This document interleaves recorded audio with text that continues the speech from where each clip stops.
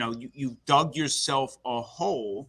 And but big picture is this, at least for me, this was never a team that was going to win the division entering the season. It's always been make it to the playoffs, figure it out from there. Because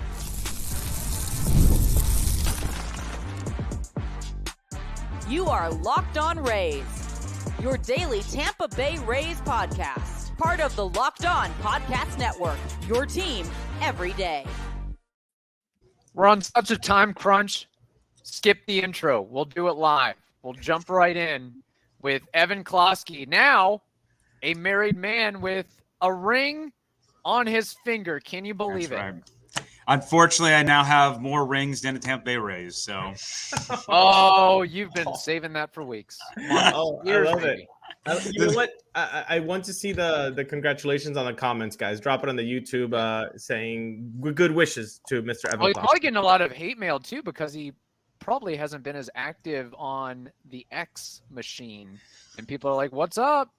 I think I don't know if it's hate more than appreciation. So, fact that I can shut up for a couple of weeks, I'm sure people are like, "Man, I didn't know that was possible."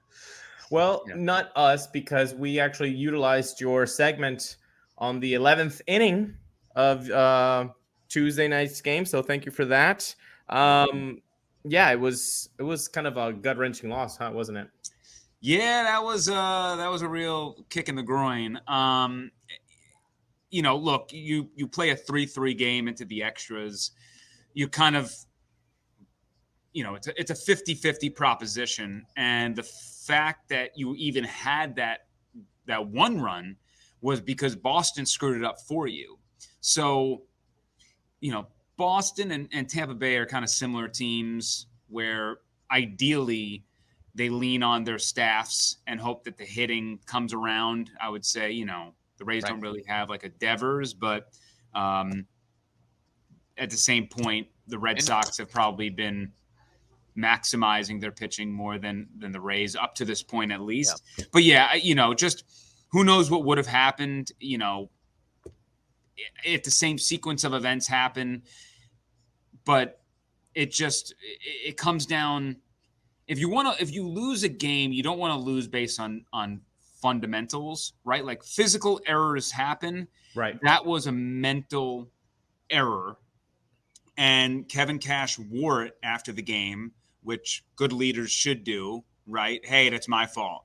But anybody who's played baseball knows when the infield is in, your first priority is looking at that runner at third, then assessing the situation. And if you got to give up the DP, you give up the DP. But when Kevin Cash brings in that infield, he's telling you, all of you, hey, I don't care about two. I want one. I want to make sure that guy at third ain't going anywhere. So, worst case scenario, you have second and third, 2 outs. And there's a worthy debate by many, which I'm not gonna like say that you're wrong if you believe that it should have been players in double play depth and then corners in. There's a certain argument for that as well. Personally, I actually agreed with Cash. I think with how that game was and how your team has been hitting, certainly how they hit in extra innings, right? Pretty much going all in and saying, we have one run, we have the lead. I'm going to bet on my guy that he's going to finish this game. And also at the same respect, either we're going to win it or we're going to lose it in this inning. Kevin Cash did not want to drag that game on longer than it had to go. So by bringing the infield in, you're saying, I'm going to make sure that if this ball is hit anywhere on the infield, hopefully we're preventing that run from scoring. We get 2 outs. We can play our normal defense and win the game right then and there. So, one's a more aggressive style. The other is a bit more of a hey, I'm going to think about, kind of making it all happen in one play. But yeah, it just was unfortunate that Rodriguez kind of completely froze in that moment. And from the preparation before the pitch, from his footwork on completely being out of sync with his body, he went to second, home, second, first. And his feet barely moved in that process outside of making the initial fielding of the ground ball. It just was somebody who was overwhelmed by the moment. And he's a young player. He actually pitched a great 11th inning. So it was just he screwed up in that moment. And it's I don't want to trash the guy. It's a teachable moment. It just sucks that it came in such a pivotal part of a game where it potentially cost them a win that they needed. I told Kevin this week, it seems like the Rays are going 2 steps forward, 3 steps back, just on and on and on and on. What does the team need to do, or can they do something to get out of this routine of 2 steps forward, 3 steps back? Yeah, I mean, at some point, they're going to have to play to the level that they're capable of playing. For a lot of times recently, past 5 years, they have exceeded preseason expectations of where computers spit out numbers and tell you how many wins they should have. At this point, they're playing right to those expectations. So they were injured. There's 2 sides of this coin. They were really injured, which we've talked about ad nauseum for the first 4 to 5, 6 weeks of the season. In doing so, I always said you gotta just maintain being 500. Now, in hindsight, judging the teams that they have played up to this point, there's one side saying that at least you played a really soft schedule while your roster was absolutely decimated. Like, what would have happened if you played legitimate teams out of the gates? How much of a hole would you have been in? On the other side, you don't have many gimmies coming up. They're few and far between, and a lot of other teams around you are going to play the team like, you went 2-4 against the White Sox. A lot of other teams have yet to play the White Sox for both of the series, let alone one. And a lot of those teams are going to go 4-2, 5-1 against them. So that's a net negative of 3 games that you lost probably on your competition that you're going to have to make up elsewhere. That means somewhere along the line, you're going to have to sweep a Baltimore. You're going to have to sweep a Boston. You're going to have a really surprising 3-game series against somebody, or you are going to have to rattle off one heck of a stretch of winning 2 or 3 in like a span of 6 opponents in a row to really make up the ground. So, you dug yourself a hole. And but big picture is this, at least for me, this was never a team that was going to win the division entering the season. It's always been make it to the playoffs, figure it out from there. Because, the Rays have done the thing where they've won the AL East. They've done the thing where, they won 99 games, right? I mean, for what? Exactly. They didn't give them anything to win 99 games. And take a book from the Tampa Bay Lightning. They had the most historic season at that point in the National Hockey League, and they completely threw up an egg in the playoffs, got swept by the Blue Jackets. The next year they came back with a different attitude of who gives a crap about the regular season? Make the playoffs, figure it out from there. And that's ultimately what the Rays are going to try to do as they get stronger and become a better team throughout this season. They've already gotten back a significant amount of players. Brandon Lau hopefully will be back at some point to provide some pop in this lineup. Junior Caminero is going to be up with the team at some point to provide more pop in this lineup. Jeffrey Springs, hopefully he comes back. He's going to help bolster that rotation, really space things out. So things are going to get better, but you have to be able to capitalize in 50-50 games because the 8-2 losses are going to come. Those things are going to happen, but when it's push comes to shove and it's the smallest of margins, the Rays don't really have much room to continuously lose in the 50-50 coin flips. Like those days are over. Guess what, folks? If you want to save up to 60% off buying last-minute tickets for sports, concerts, comedy, theater, etc., you got to use Game Time. They've got zone deals, which means that you can even save so much more when you just choose a section and then let Game Time choose the actual seats. It's fantastic. But you all know that my favorite thing is the seat view. You can get a panoramic view from your seat in the app before you buy. And guess what? NBA playoffs are happening. So if you're in one of those cities, you can take the guesswork out of buying those NBA tickets with Game Time. Download the Game Time app today, create an account, and use code LOCKEDONMLB for $20 off your first purchase. Terms apply. Again, create an account and redeem code LOCKEDONMLB, LOCKEDONMLB for $20 off. Download Game Time today. Last minute tickets, lowest price guaranteed. So the Rays, as of this recording, are 20-21. We have officially crossed the quarter pole of the season. So if we're going to give a quarterly report, progress report, what grade would you give the Rays right now? I mean, up to this point, I would give them a C-, right? I mean, there's not much that you can the most beneficial part of the quarter pole is how players who we did not expect to be pivotal guys have really stepped up. So when Yandy and Randy were scuffling, Jose Caballero was a big piece. Ahmed Rosario has been fantastic for this team. Garrett Clevenger has been a force in the bullpen. Jason Adam has been, he actually is somebody we put a lot of expectations in, but Jason Adam has been fantastic. There are players. Ben Rortvedt has been a guy who has stepped into that catcher position, and has provided something of service. Johnny DeLuca, since coming up, has been a nice piece. So Richie Palacios. So there's been a lot of guys who have impressed. You just wonder kind of when that bottom is going to fall out on some of these guys, because they have been exceeding expectations.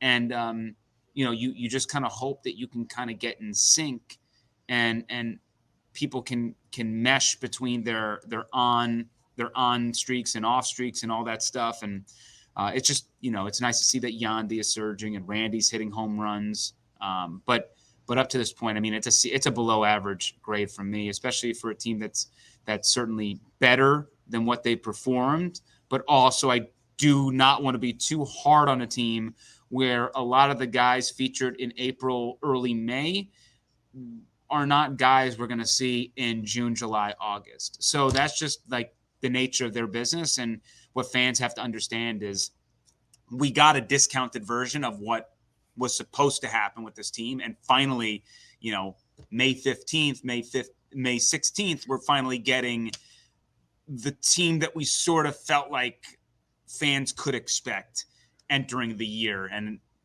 a month and a half into the year.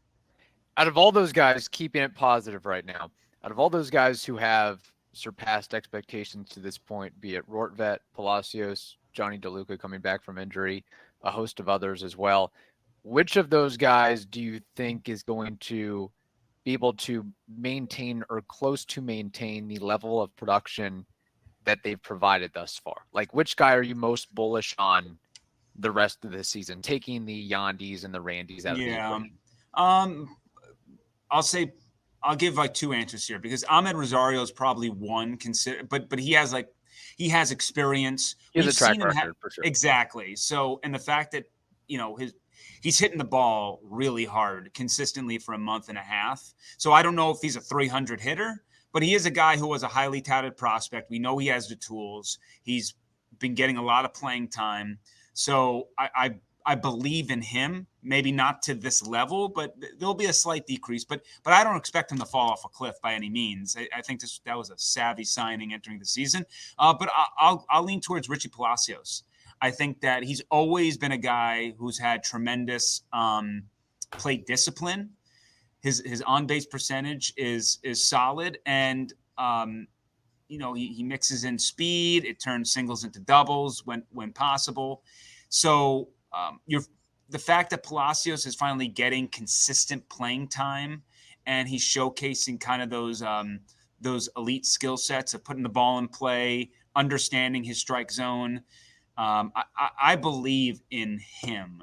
So he's part of kind of this crunch that's going to go on in the near future of what the heck this organization is going to do with all the talent that they have. There are going to be some tough decisions to be made. And Eric Neander at least has probably another week or two before he has to really finally make a tough decision. I was looking into the bullpen, boys, because we had talked about it in the beginning. Like, this is a big strength. It wasn't. From opening day until April 30th, they ranked 25th in WHIP. That has now gone to 11th since May 1st. They were ranked 26th in ERA. Now that has gone to 8th since May 1st. 23rd in K rate percentage, 16th. Third worst in walk percentage. Now they're 8th worst. 22nd in opponent's average, 10th in opponent average. So there has definitely been an increase. Evan, what has gone right in the bullpen lately, and why is it Garrett Clevenger? Yeah, I mean, look, like we always said, the bullpen was never that bad. It was a really bad month, and the fact was players were rotating, screwing it up. So it wasn't like Armstrong and it's still kind of happening today, right? Because Armstrong the other day against the Yankees, right? He steps in, blows, the Rays make this tremendous comeback from down 6-0. I thought this was going to be like the Garrett Cole game from last year all over again. And then Armstrong completely pushes it away. I mean, what a downer that was. But that's kind of been what's happening, is that relief pitchers have not been – it hasn't been like, oh, I give up a run and that's my outing. It's I get blasted. Like, I just completely screw up this game. Maton's had it a couple of times. Armstrong's had it. Fairbanks has certainly had it with his walks, even if it's not really the earned run sort of deal. It's, with his given role. So a lot of people were rotating. So while there was good things happening within the bullpen, a lot of people were also having these blow-up outings, which ruined games, mind you. So that exacerbated the issue on top of the walks. The one thing that has improved, you mentioned the whip improvement, not so much the walk, but the whip improvement is still the count discipline, really kind of staying ahead, challenging hitters. There's just been a much better approach from the relief pitchers. I also think the level of talent the team has played has helped.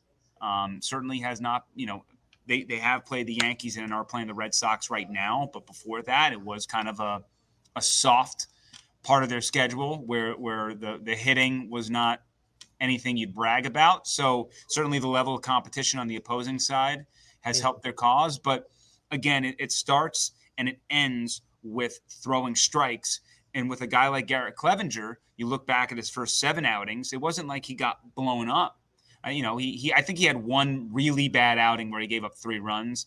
Otherwise, it was like a 1 and a 1. But if you look at those outings, it was like 3 walks, 2 walks, and he was dancing in and out of danger because he just couldn't throw strikes consistently. Now, I believe in his last 11 outings, he has given up 3 walks. And it's no shocker that since he's not walking batters, he's just getting a ton of outs because he was getting that before.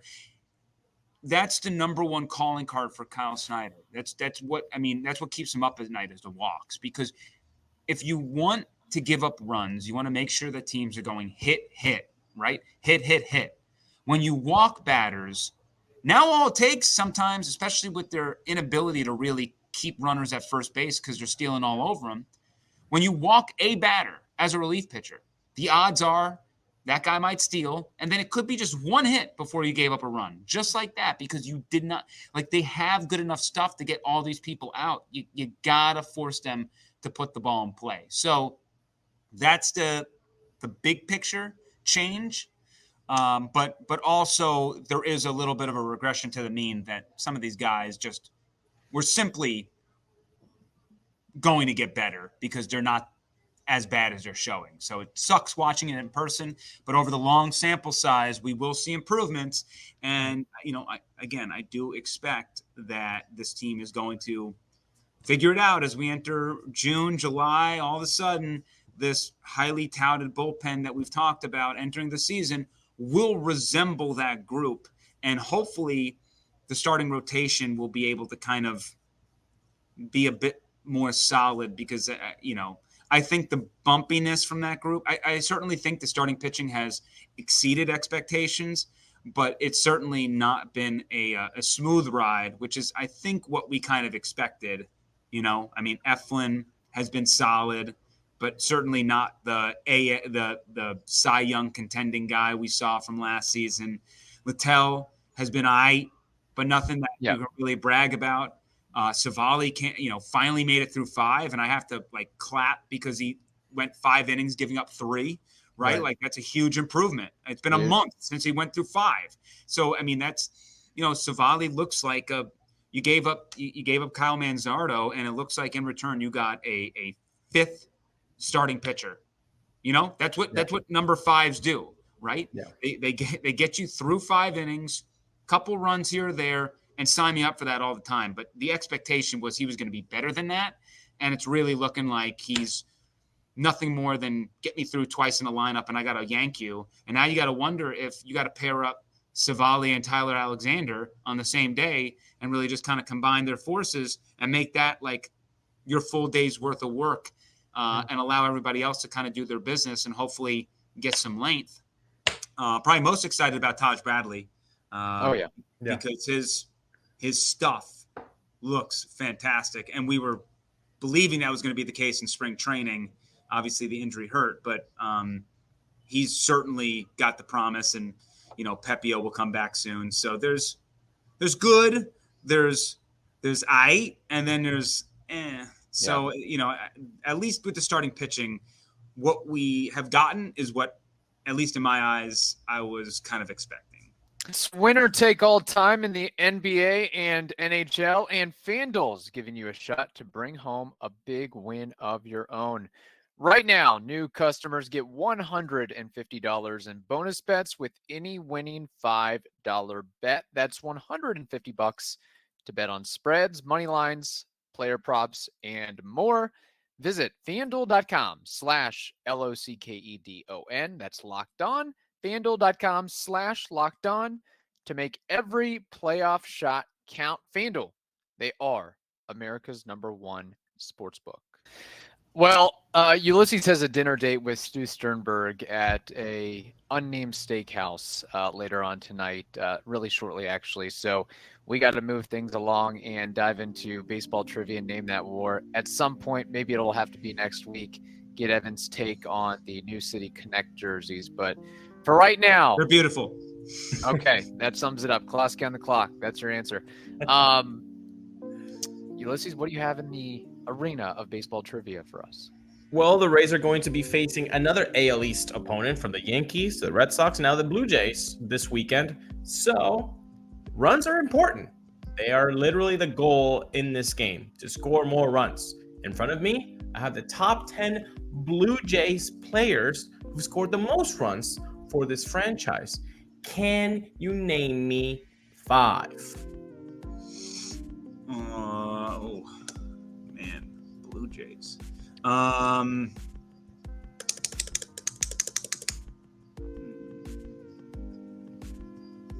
want me to start it off? I'm afraid. Can we be collaborative? Josh? I'm thinking. First names in my head like Josh Donaldson, Jose Bautista.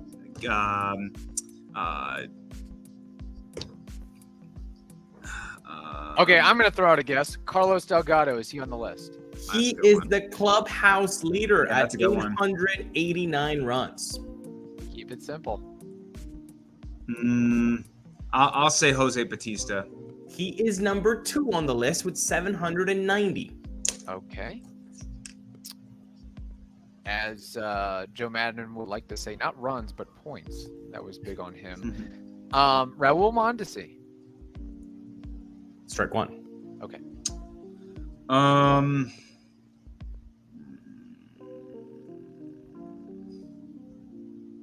This is going to be a cheeky little move here. Has Bo Bichette done enough work here yet? I don't think so, but if you want to guess it, go for it. Yeah, I'll guess it. Strike 2. Wait, what was strike 1? Mondesi. Raul Mondesi. Oh, I didn't. Okay. Isn't there somebody from the 90s that would be up there? Yeah. Yeah, I mean, number 3. Is his name we Garrett? all I'm saw- trying to think of his name. Is it Carter? Well, I mean, there's Joe Carter. Joe Carter. I feel like But Joe I know- Carter's going to be on this list. Well, yeah, I mean, the thing about Joe, I always worry about Joe Carter being inflated because of the moment he had in the World Series. But sure, I'll just go Joe Carter. Joe Carter is correct. Number 9 on the list with 578. Okay. You boys have Josh, 3. do we want it? How long did Josh Donaldson play up there? I think Josh Donaldson is on the list. I also think Edwin Encarnacion, perhaps? Ooh, that's a good one too. Which one do you want to go first? Encarnacion. All right, Edwin. Edwin is correct. Number 8 on the list with 593. You guys have one more name. Josh left. Donaldson. You're out of here. Strike Oh. 3. I will tell you the list. Delgado, Jose Bautista, number 3. Boys, how could you forget? Vernon Wells. Vernon Wells, Monster no. Angels contract. No. Number 4, Lloyd Mosby. Number 5, Tony Fernandez. Number 6, George Bell. Number 7, the always underrated Shannon Stewart. Number 8, Edwin Encarnacion. Number 9, Joe Carter. And number 10, I do not remember this name, Willie Upshaw. Man, Vernon Wells should have. We should have got Vernon Wells. Yeah, That's a bad That one. was a good one. That should have been more top of mind. All right. My name that war. I need to look up how far Bo Bichette is off and like how bad I am. He's probably like I'd say he's like number 13. Number 10 is 538. Okay. You can go with your Name that question. war. Yeah, and I'll look this up in the meantime. Oh, we got full on potato. Oh no. Did Kevin potato us? He did. Oh no. Oh no. The potato strikes back. The potato. Is he back? Wait, He's no, we got back. 2 of them? Okay. right. My name that war. Uh-huh. This guy did not play for the Blue Jays, but he played for the Red Sox in the AL East, of course. JD Drew, what is his career war? Oh. Right off the hip, 24. Okay. Okay. I'm gonna go.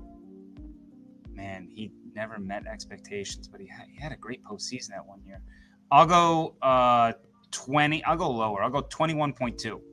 And you all hate JD Drew because he is way beyond that. 14 years in the bigs, one-time All-Star, World Series champion. 44.9 career award, 242 dingers, Really? 78 batting average. Yes. Whoa. That's 873 crazy. career OPS. He never had like a bunch of monster seasons with home runs, but he was consistent with 20, 22, 24. He had a year with 30 plus. So yeah, I don't see a gold glove on here. So somehow, some way, some shape, racked up the wars there. That's a good one. Good one. Yeah. By the way, so you mentioned 538 for Willie Upshaw. Vlad Guerrero Jr. has 393 for runs. Bo Bichette 344. So if Vlad Guerrero Jr. would have been a more respectable guess by me than Bo Bichette. So I'll own myself on that one. All right. Fair enough. Klosky, where can people find your wonderful work before we hop off here? Head to @eklosky WTSP on the X, formerly known as Twitter. 99% of the time I will respond as long as you're not a jerk. You can also head to 10tampabay.com where, we have, it's a little bit slower right now, but we do at this point have the NFL schedule released for the Tampa Bay Buccaneers. So, the NFL never sleeps, as we know. But, you can also find me on Instagram @eklosky. So hit me up, find me out, find me wherever, send me questions. I'll respond. Awesome. We love it. We appreciate it every time. Thank you all for listening. Have a wonderful day. We'll talk to you tomorrow.